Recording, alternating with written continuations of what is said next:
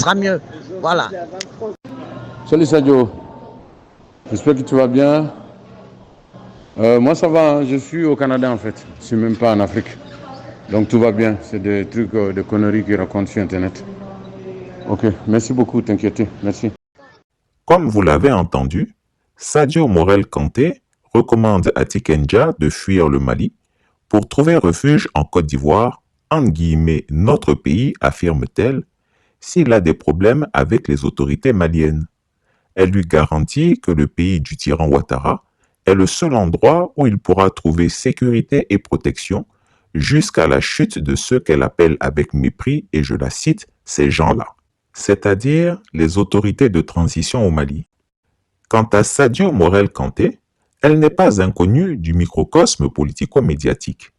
Elle est née à Brazzaville le 7 juillet 1968 d'un père malien et d'une mère sénégalaise.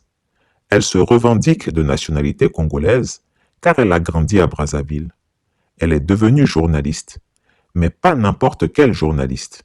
Une journaliste qui s'est donnée pour mission de faire chuter le régime de Denis Sassou Nguesso par tous les moyens. L'association de défense des journalistes, Reporters sans frontières, la présente ainsi sur sa page.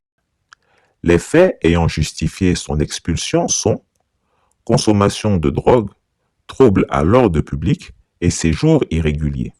Sadio Morel Kanté est une droguée notoire qui séjournait sans papier au Congo en prétextant qu'elle est congolaise parce qu'elle y est née, tout en prenant un malin plaisir à traîner les autorités de ce pays dans la boue.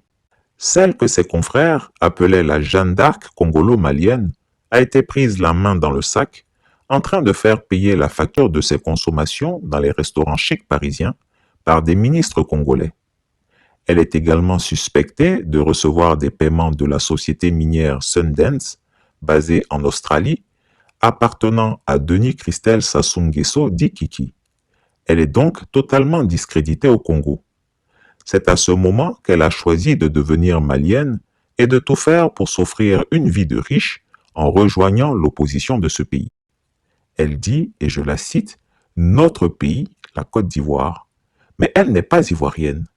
Elle le dit parce que la Côte d'Ivoire est leur base arrière, le pays qui leur offre protection et base opérationnelle. C'est là que se trouve la majorité des ministres du gouvernement malien de sédition. Voici donc une femme qui se dit congolaise le matin, malienne le soir et ivoirienne la nuit, sans patrie et sans repère.